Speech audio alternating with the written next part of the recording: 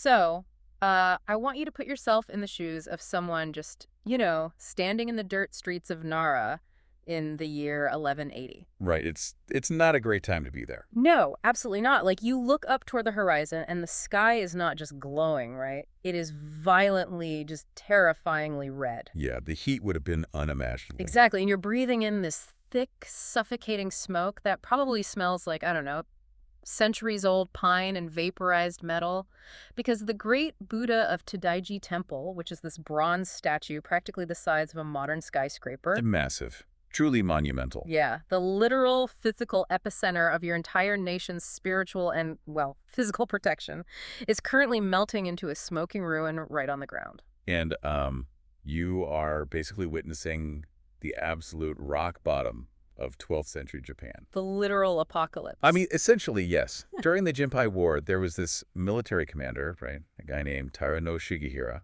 and he intentionally set fire to the temple complex. Which is just, I mean, what a terrifying strategic move. It's devastating. Like, when we talk about an apocalyptic event today, we usually picture, asteroids or aliens or something like that. Yeah. But for the people watching that giant bronze face collapse into a puddle of molten slag, I mean, to them, the heavens had officially burned down. The order of the universe is just gone. Exactly. It was a level of existential, nationwide despair that is honestly almost impossible for us to comprehend today. The physical manifestation of their entire universe's order had just been completely erased. Wow. So on that heavy note, welcome back to AI Buddhism University, everyone. We are diving straight into the fire today for a highly anticipated spin-off of our Biographies of Great Monks series. Yes, and we are so excited to get into this one. We really are, because you, the listener, have heavily demanded that we unpack the over-the-top legends and the really wild, untold stories of the man who looked at that melted, apocalyptic puddle of bronze and basically said, I can fix that. Which is an insane thing to volunteer for. Totally insane.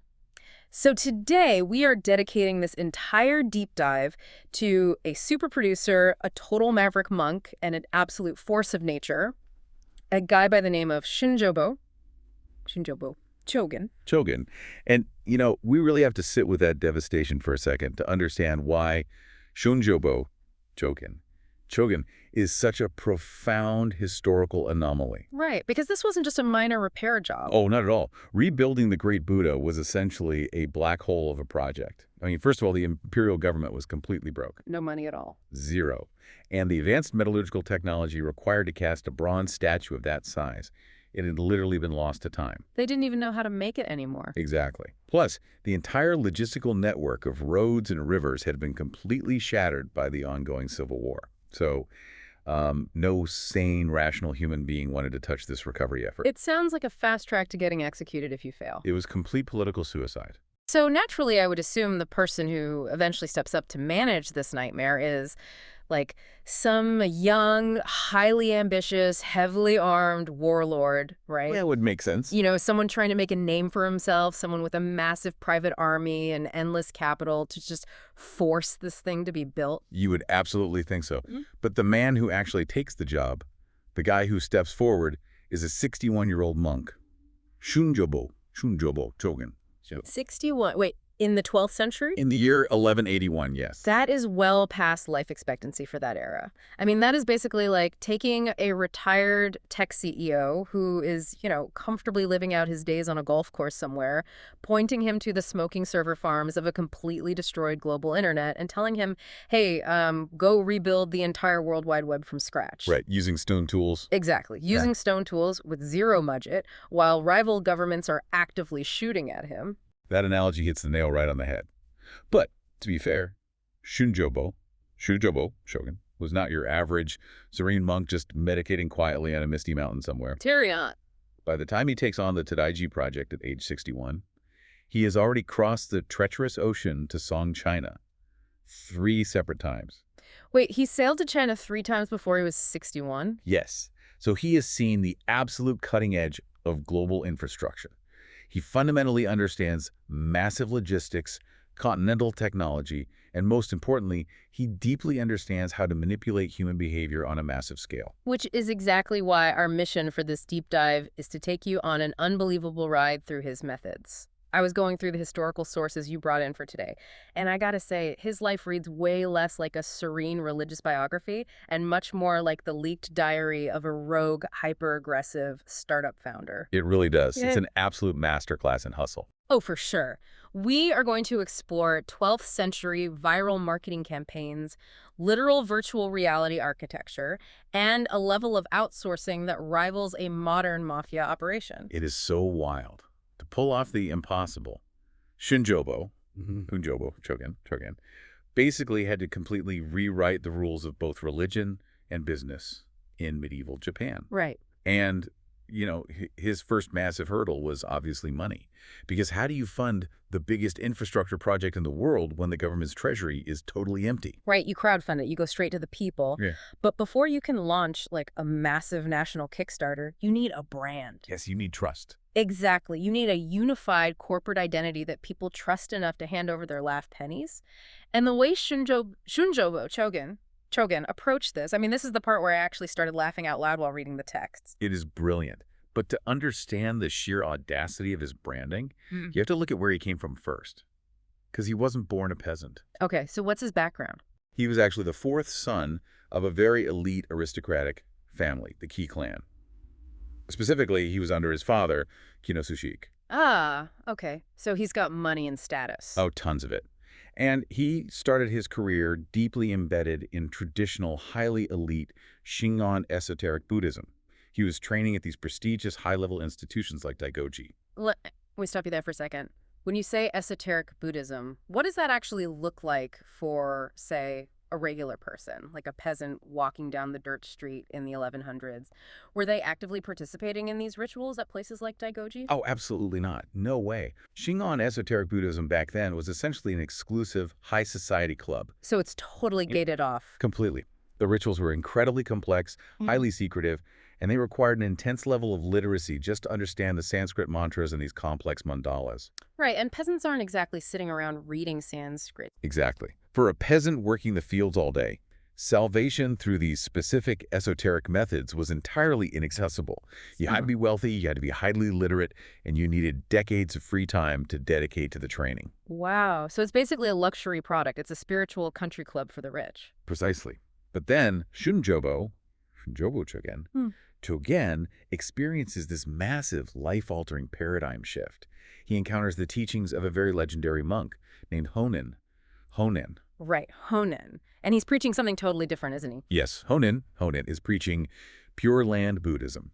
And Pure Land is basically the ultimate spiritual democratization. How so? Well, Honen basically tells the masses, you don't need decades of secret training. You don't need to read ancient texts. If you want to achieve salvation and be reborn in the Pure Land, all you have to do is sincerely chant the name of the Amida Buddha. And the chant is Namu-amidabutsu, right? Right. Which literally just translates to something like, I take refuge in the Amida Buddha. Exactly. It completely bypasses the entire aristocratic hierarchy. It's an open source religion. And Shunjobo Chogen, is so radically moved by this. And honestly, he likely realizes the massive populist potential of it for his project that he takes an unprecedented step. And this is the part that blows my mind. Yeah, he doesn't just adopt the chant as his daily practice. He legally and officially changes his own name to Namu-amidabutsu.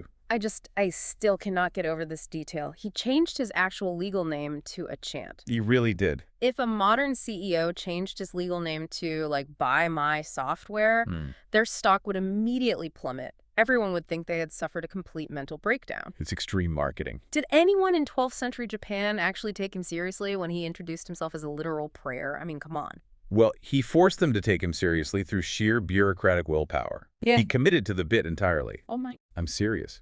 He was signing official government documents, petitions for land, tax exemptions, massive logistical permits, and he was signing them with the name Namu-amidabutsu. That is just wild. He even wrote a massive memoir detailing all his fundraising and building campaigns, and he titled it The Namu-amidabutsu Sazenshu. He basically stamped this brand onto the very fabric of the Japanese government. But the real genius of it is that he didn't just brand himself, right? He basically franchised the whole thing. Yes, because he was running a national kanjin campaign. And kanjin means? It's essentially a massive grassroots fundraising operation. He needed a dedicated workforce of monks to travel the war-torn country, stand in rural village squares, and convince terrified, starving people to donate their copper coins or their physical labor to rebuild the great Buddha. Which is a tough sell in a war zone. A very tough sell. Right. So, to unify them, he gave his core followers matching names. He took the Ami part from Namu-amidabutsu and attached it to their titles. I was thinking about this when I read the notes. It's less like giving everyone a corporate email address and more like putting on a highly visible, instantly recognizable military uniform in the middle of a chaotic war zone. That is a really brilliant way to frame it. He created a completely unified organizational identity that transcended all the local politics. If you look at the historical network, you see these figures who are either his direct disciples or high-level monks interacting with his massive operation. Right, guys like Goyu and Aizai. Yes, and Yukitaka, Joshin, Ensho, Enrin, Enshin. It's literally an entire roster of executives. Exactly. Kaiken, Ryoshin. By establishing this Ami naming convention across his closest followers and standardizing his whole operation, he ensured that when one of his monks rolled into your rural village, you didn't even have to ask who they were. The branding speaks for itself. Right. You immediately knew they were part of the Namu-amidabutsu operation. They instantly had the brand authority to collect funds for the great Buddha. Now, I can only imagine that the upper-class elites, the people running the spiritual country clubs who are used to very rigid, very formal religious titles, they must have absolutely lost their minds over that. Oh, they despised it with a burning passion. I bet. We see severe documented backlash in the historical texts. There was a highly influential aristocratic monk named Jin who wrote a famous historical text called the Gukansho. And what did Gene have to say about our guy? Jin viciously attacked Shunjobo Chogen Okay. for this exact branding stunt. He basically wrote, "Who does this arrogant, vulgar man think he is, calling himself the literal incarnation of Amida and making everyone use this name?" Ah, so they saw it as tacky. Very tacky. Jin saw it as an extreme, absurd violation of aristocratic decorum.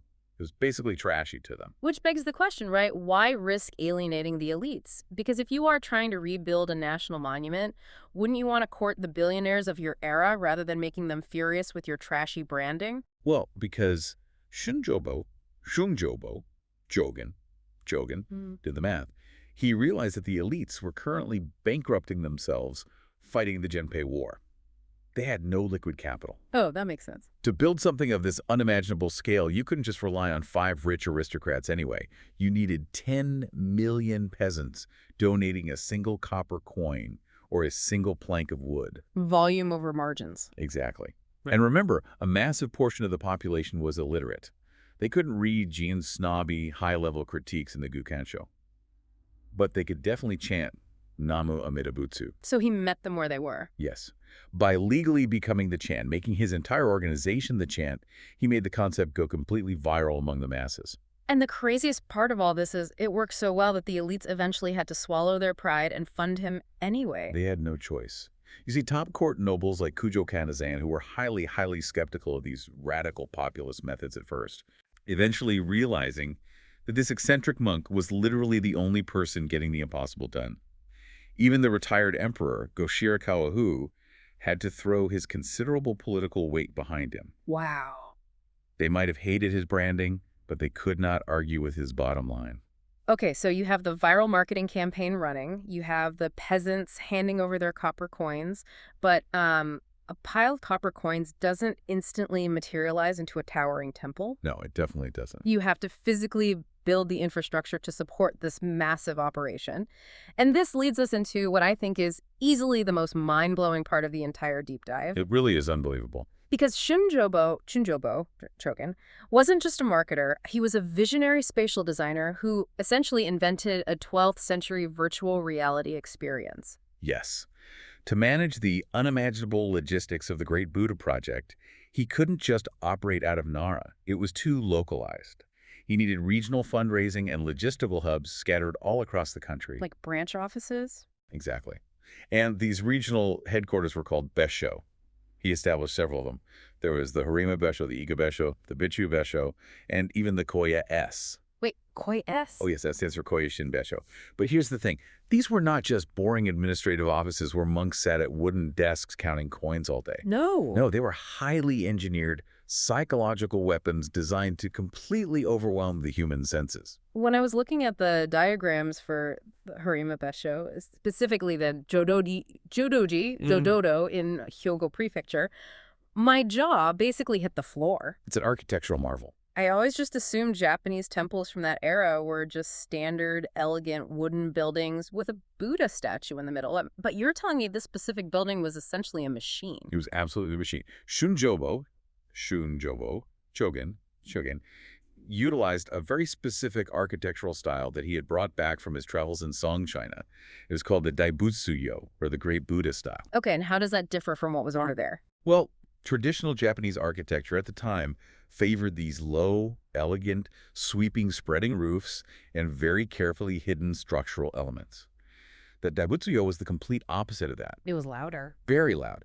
It was characterized by massive, exposed structural tie beams that just aggressively penetrated huge pillars. It was bold, it was brutally efficient, and structurally, it was incredibly strong.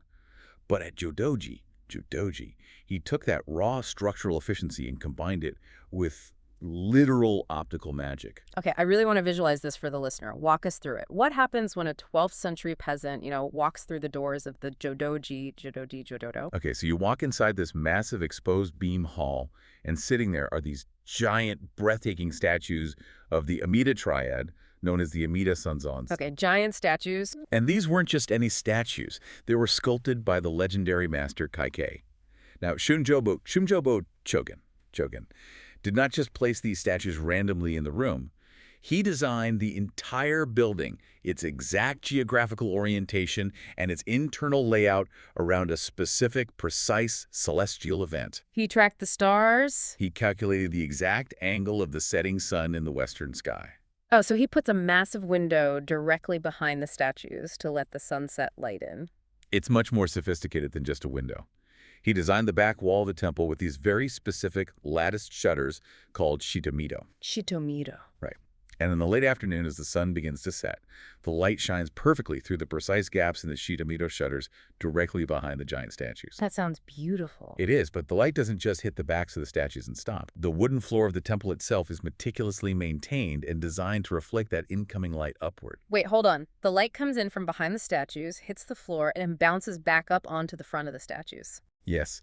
So as the sun goes down outside, the ambient light of the room naturally darkens, right? The statues suddenly and magically begin to glow in this brilliant, golden, underlit luminescence. Oh my gosh. Because the primary light source is reflecting up from the floor, it obliterates the shadows that normally anchor the statues to their bases. Wait, so they look like they're floating? They appear to physically float in midair. To a weary traveler or a peasant walking into this space at golden hour, it literally looks like the Buddha is actively descending from heaven, floating toward them in a sea of golden light. That is just, words fail me. This is a profound theological concept called Raigo, the welcoming descent of Amida Buddha. That is natural projection mapping. He calculated the angle of the Earth's rotation relative to the sun, combined it with the floor's reflectivity to make a massive statue look like a glowing hologram. He absolutely did. He created a 12th century VR experience of paradise. Just imagine the psychological impact on someone who has spent their entire life living in a mud-floored hut, suddenly standing in front of a glowing, floating golden deity. You would hand over every single coin you owned on the spot. You would fall to your knees weeping. It was an immersive, totally overwhelming theatrical experience designed to bypass dry intellectual theology and hit you straight in the emotional core. It's brilliant manipulation. And what really proves his genius as a spatial designer is that he didn't just use this one trick everywhere. He actively adapted his architecture to manipulate the specific local environment of each hub. Ah, you're talking about his other hub, the Iga Besho. Exactly. The Iga Besho, which is also known as Shindaibutsuji, was built in a geographical nightmare. Why? What was wrong with the location? It was situated in a very dark, narrow, oppressive valley, completely surrounded by steep mountains. There was absolutely no beautiful sunset view to utilize there. The sun disappeared behind the mountains long before golden hour even started. So he couldn't use the light reflection trick. What did he do? Did he try to build a huge tower or something? No, he didn't try to force another Jodoji. He adapted. If he couldn't use light, how did he create that same kind of psychological impact? Well, he used the darkness. He used the oppressive weight of the environment to create a completely different kind of emotional resonance. Oh, that's clever. Right. While Jodoji was all about the glorious floating descent of paradise, Iga emphasized the heavy, unyielding, deeply rooted nature of faith in a dark, turbulent world. He flipped the script. Yes, he custom-tailored the architectural response to the specific geography of the site. He built these places to completely overwhelm the human senses, to win fanatical converts, and ultimately to drive the massive donations required for his main project in Nara. Honestly, he is a theme park designer. He completely understands how to force perspective, how to use lighting, and how to use claustrophobia to guide a guest's emotions. He was building these spiritual Disney worlds across the country just to fund the rebuilding of one statue. But rebuilding that one statue was an absolute nightmare of physical logistics. Oh, right, the actual construction. Yes, Yes. because you have the money now, right? Yeah. And you have the spiritual buy-in from the masses, but you still have to physically move thousands of massive, old-growth timber logs hundreds of miles across a war-torn country. Let's definitely talk about the labor, because you don't move a skyscraper's worth of wood without a staggering, just jaw-dropping amount of manpower. And looking at the texts you provided, Shunjobo Chogen's labor operation sounds brutally harsh, almost black-hearted. It was physically destroying work. There was no sugarcoating it. He was pulling massive timber from deeply forested, highly mountainous regions. Like where? The historical records specifically detail places like Suwano-kuni, the Tokudi area, the Sabagawa River Basin, and the Tokudi-no-ho region, as well as the notoriously rugged Namarayama. These don't sound like flat, easy-to-log plains. Not at all. These are unforgiving, incredibly steep terrains. Let's ground this for the listener for a second. Put yourself in the shoes of a 12th century laborer. The texts mention logs that were 13 chopo long. Right. I actually looked that up before we recorded. That is about 39 meters, or roughly 128 feet long. It's gigantic. And over 1.5 meters in diameter. A modern logging company would use heavy machinery, hydraulic lifts, and specialized flatbed trucks just to move something that massive a few feet. These workers are moving 128-foot logs by hand. By hand, using crude ropes, makeshift wooden rollers, and manipulating the flow of rivers like the Sabagawa by building temporary dangerous dams just to flush the timber downstream. That sounds lethal. And this workforce wasn't made up of highly trained, unionized carpenters. It was largely conscripted peasants, social outcasts, and desperate people seeking the karmic redemption that the Namu-amidabutsu brand promised them. Wow. Shunjobo Chogen was pushing this massive human workforce to the absolute brink of physical collapse. But if you work a desperate labor force that hard, they die. Or they rebel. I mean, human bodies just give out. How did he keep them functioning well enough to finish the project? This is where the Maverick monk pivots yet again. He goes from being a viral marketer and a VR architect to becoming the ultimate pioneer of public welfare and health infrastructure. Of course he does. He realized his supply chain would completely shatter if his workers literally broke apart. So he initiated these massive, entirely unprecedented welfare projects. His crowning technological achievement in this area was the casting of giant iron bathtubs. The giant iron bathtubs, known as Tetsuyubune. Tetsuyubune? I am absolutely obsessed with the Tetsuyubune. Break down the specs on these things for us because they are legitimate marvels of engineering. They were massive feats of metallurgy. Shunjobo Chogen, didn't cut corners on these at all. He hired the absolute top metal caster from the Kawachi region, an expert named Kusakabe no Kuriske. Okay, so he gets the best guy for the job. And we are talking about casting monolithic iron basins that were 2.3 meters in diameter and 80 centimeters high. That's over 7 feet wide. Exactly. And they could hold between 2,000 and 3,000 liters of water. Now, my initial thought when reading this was, oh, how nice, he built giant hot tubs for his workers to soak their tired muscles in. But that's fundamentally wrong, isn't it? Completely wrong. The water inside a Tetsuyubune was kept at a rolling, scalding boil. Oh. If you climbed in, you would literally be boiled alive. So how did they use them? These giant iron basins were placed inside enclosed, slatted floor rooms. The workers would stand on the wooden slats around the tub, use buckets to scoop the boiling water out, and pour it over themselves. Ah, so The immense radiant heat blasting off the 2.5-ton iron tub, combined with the massive amounts of steam generated from pouring the water, filled the enclosed room. it wasn't a bath at all. No, it was basically a massive, highly efficient 12th century steam sauna. It was a true, deep loyalty experience. That is incredible. He is building industrial-scale recovery saunas. Where did he put these? Did he just build one at the main temple in Nara? Oh no, he integrated them directly into his entire logistical supply chain. He installed them at the main site at Jodoji, of course, but he also installed them way out in the rugged timber regions, like at the Suwanokuni Amidaji. Right by the logging camps. Exactly. He placed them at his regional fundraising hubs, too, the Harima Besho and the Iga Besho. If you trace the geography of his network, you see him integrating these sauna facilities into regional temples everywhere to create a vast web of public health infrastructure. Yeah, the sources you brought list an insane number of locations. Yes. Imagine a timber worker dragging logs, or a monk walking the fundraising routes. Along their incredibly grueling journey, they can find physical salvation at temples like Daigoji, Kayanamori, Gochurinji, Hokoji, and Kukurakuji. Just bouncing from sauna to sauna. He set up facilities near the Hanao Hachimangu Shrine as well. You could find them at Shofukuji, Sasoji, Omiji, and Suenji. He literally turned the entire nation into a connected network of spiritual and physical recovery centers. And here's the part that proves he wasn't just doing this for cold, calculated corporate efficiency. He didn't lock the doors of these saunas and restrict them to his top managers or his elite monks. No, he threw the doors wide open. He practiced what was called siyugo, which translates to the charitable giving of baths. Anyone could use them. Anyone. He actively welcomed the brutalized laborers, the extreme social outcasts, and most profoundly, he specifically invited leprosy patients to use these facilities. That is huge. Leprosy was incredibly misunderstood back then. Leprosy was highly stigmatized. Sufferers were completely ostracized from society. They were pushed to the absolute margins. Yet Shunjobo Chogen built them state-of-the-art steam saunas.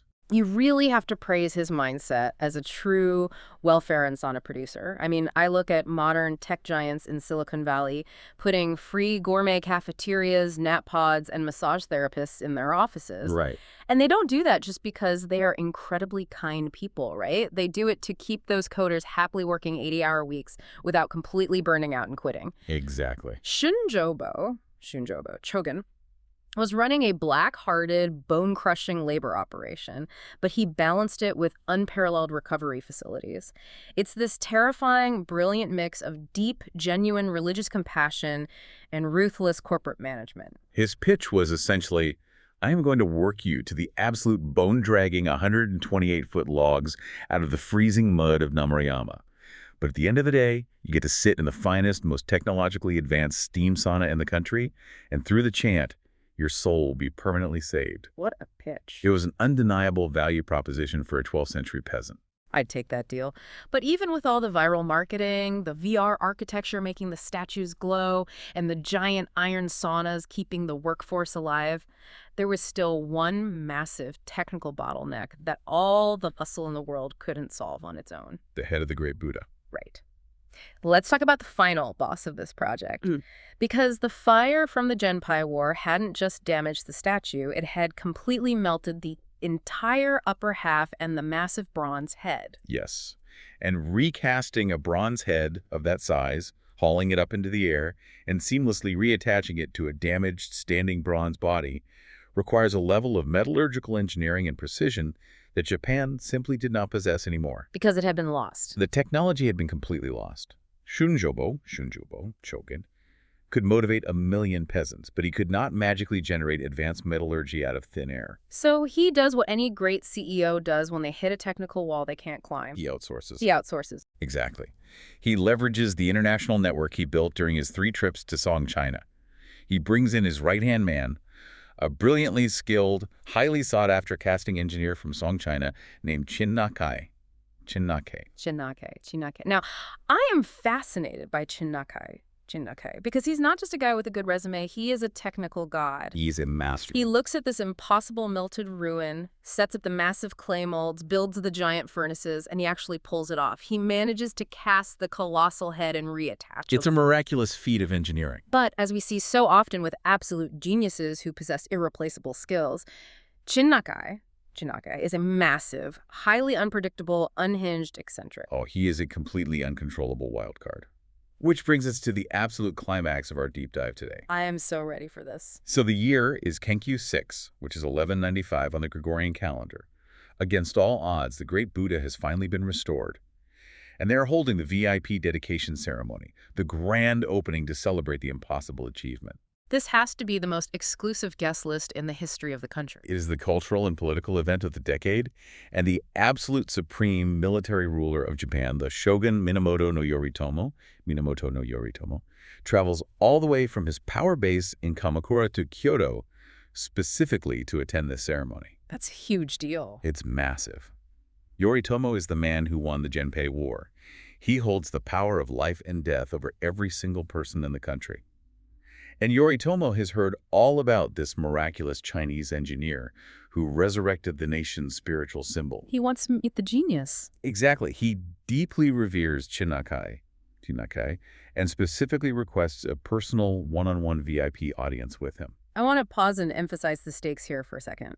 When the supreme military dictator of Japan asks for a meeting, you don't check your Google Calendar to see if you have a scheduling conflict. No, absolutely not. You drop to your knees and you go immediately. Right.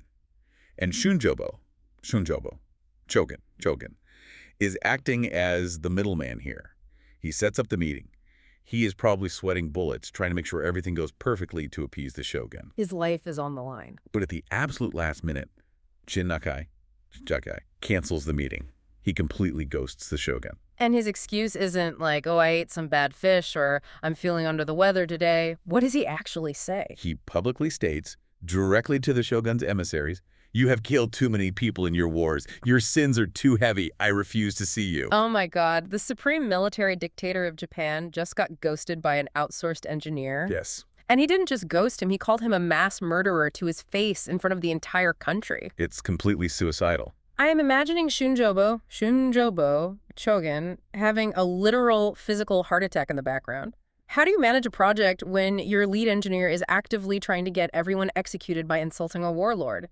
Jogen's management skills are terrifying. He was balancing on a molecularly thin razor's edge. I mean, you would absolutely expect Minamoto no Yoritomo, to draw his sword and order Chinnakai, to be executed on the spot for that kind of treasonous insolence. I would assume his head would be on a spike within the hour. What actually happens? Well, in one of the most shocking twists in Japanese history, the sources document that Yoritomo was actually so moved by the engineer's uncompromising, unbending Buddhist faith. Wait, really? Yes, he was so moved that he cried. The supreme dictator wept at the purity of the man's conviction. You are kidding me. I'm not. He was deeply touched that someone was brave enough to care about his immortal soul more than his political power. I cannot even begin to imagine the sweat dripping down Shunjobo Chogen's neck during those 5 seconds of silence before the shogun started crying instead of screaming. It must have felt like an entire lifetime. But the story gets even better. To show his profound respect for this uncompromising engineer, Yoritomo sends Chinnakai incredibly lavish gifts. Because he couldn't meet him in person. Right. He sends him the finest horses, huge piles of gold, and crucially, his own personal, highly decorated suit of armor. And Chinnakai, being the ultimate eccentric, pragmatic engineer, refuses the horses. He refuses the piles of gold. Yep. He only accepts the shogun's personal armor. And why does he accept it? Like, does he want to display it in his home as a trophy? No. He tells him he only wants the armor because he can, quote, melt it down for nails. That is, it is the ultimate purely pragmatic engineer response. He looks at a priceless, historically significant artifact owned by the most powerful man in the country, and he just sees raw material for his next construction project. He doesn't care about the prestige at all. He is completely immune to political posturing. What a guy. If we pull back and connect this absurd moment to the bigger picture, it really highlights the insane high-wire act that Shunjobo Chogen was performing every single day of his life for decades. It really does. Put yourself in his shoes for a second. Think about his daily itinerary as a project manager. It would be exhausting. On Monday, he has to navigate terrifying, unpredictable military dictators like Minamoto no Yoritomo, who could execute him on a total whim. Right.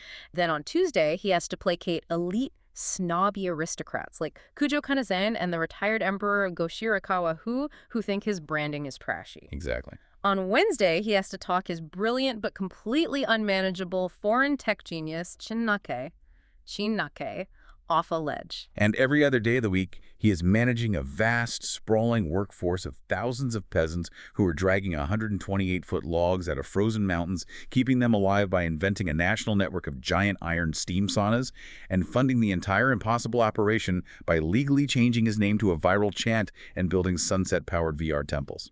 He held all of these completely disparate, highly volatile, explosive elements together entirely through sheer force of will, an intense manufactured aura of religious awe, and a level of logistical hustle that just feels entirely unprecedented in history. It really is. So, as we wrap up this exploration, looking back at the legacy of this Maverick, it completely shatters the stereotype of what a historical religious figure is supposed to be, doesn't it? It totally rewrites the script. We are so conditioned to think of monks as these purely passive figures. Right, isolated ascetics. Exactly. We picture them sitting quietly in a temple somewhere, completely separated from the dirt and the noise and the commerce of the real world, just meditating away the years. But Shunjobo Chogen was none of those things. He was a man of deep faith, certainly, but he had the unmatched business sense of a ruthless CEO. Absolutely. He possessed the spatial design genius of a master architect. He was a master manipulator of public relations and crowd psychology. He aggressively sought out and utilized cutting-edge technology from overseas. And he built massive, society-altering welfare infrastructure. He didn't just sit and pray for a better world. He used every single tool available to him, spiritual, psychological, political, and physical, to forcefully bend reality to his will and achieve the literal impossible. It really makes you reconsider the intersection of infrastructure capitalism and genuine compassion, which leaves us with a final provocative thought for you, the listener, to ponder as you go about your day. Yes, think about our modern world. Look at our sprawling urban landscapes today.